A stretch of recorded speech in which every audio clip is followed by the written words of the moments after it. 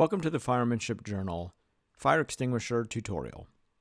In this brief video, we'll take a look at the types of fire extinguishers most commonly available, as well as how to use a standard dry chemical fire extinguisher. Fires occur in homes, at work, and while we're out and about. You should always be familiar with the various types of extinguishers you may encounter. There are 5 primary types of fire extinguishers. They are based on the 5 classes of fire that you might encounter. A Class A fire is an ordinary combustibles fire, things like wood, paper, rubber, fabrics, and many plastics. Class B fires involve flammable liquids and fuels such as gasoline, oils, paints, lacquers, and tar-based products. Class C fires are the fires that involve live electrical equipment. Class D fires are most commonly found in industrial settings and involve combustible metals or combustible metal alloys. Class K fires are found in cooking appliances that utilize combustible cooking media such as vegetable or animal oils and fats. The fire extinguisher that you'll run into most frequently is the dry chemical powder extinguisher with a Class A, B, and C fire rating. They are more commonly known as ABC dry chem extinguishers. Each extinguisher has a label with both text and pictograms that indicate the type and use of that particular extinguisher. Make sure you choose the appropriate one for your situation. The most common extinguisher is the ABC dry chem, so let's take a look at its parts and how they function. The first component is the extinguisher gauge. This device indicates if the cylinder has enough pressure within it to effectively operate. Ideally, the needle is in the green section of the gauge. Do not attempt to use an extinguisher with the needle pointing to the red. It may not function as expected. Next, we see the extinguisher pin. This small device prevents the extinguisher from accidentally discharging. Many extinguishers also have a small plastic keeper attached to both the pin and the extinguisher handle. This prevents the pin from being lost. Coming out of the gauge and handle assembly is the extinguisher hose. This is a small rubber hose used to aim the extinguisher agent at the fire. There is a small plastic cone at the end of the hose which further aids in directing the dry chemical powder. The last component we're going to look at is the extinguisher handle.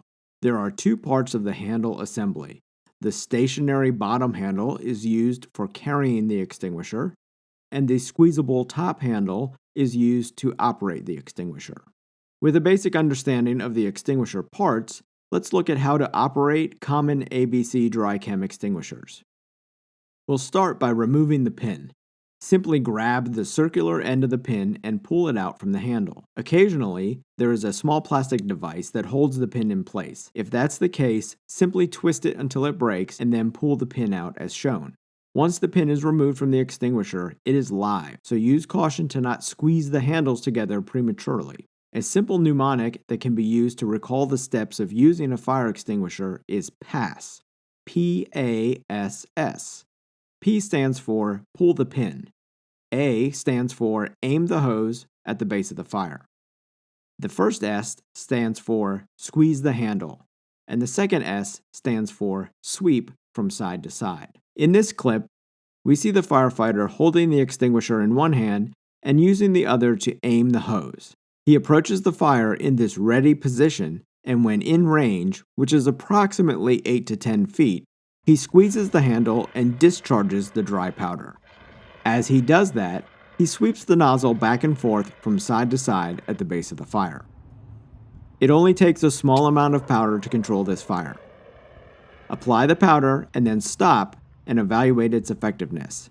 You may or may not need additional dry chem powder to control the fire.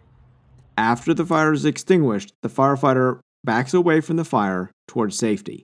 Never turn your back on a fire. Remember that the fire grows rapidly, and most common extinguishers are designed for incipient or beginning stage fires. If a fire has grown and is hard to approach because of the heat it's generating, or because the smoke is obscuring your vision and ability to breathe, do not attempt to extinguish this fire. In this case, activate the fire alarm if one is present and exit the building. Once in a safe area, call 911 and do not re-enter the building. Remember, if one extinguisher does not control a fire, it is very likely that additional ones will not either. If in doubt, get out and call 911. Another key point to remember is that fire extinguisher training is generally conducted outside, where heat, smoke, and toxic gases of a fire quickly move out of the area. When the fire is inside, this does not occur and can lead to rapidly deteriorating conditions. This should be taken into consideration before attempting to fight a fire.